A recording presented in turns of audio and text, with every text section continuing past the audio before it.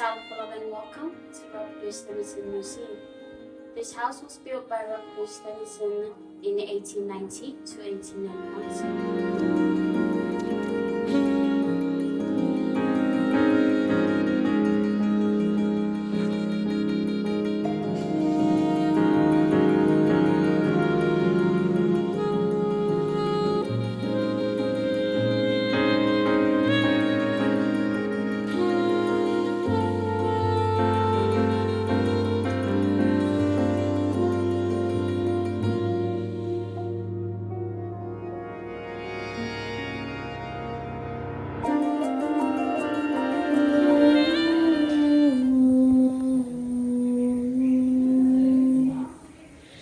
Under the white and starry sky,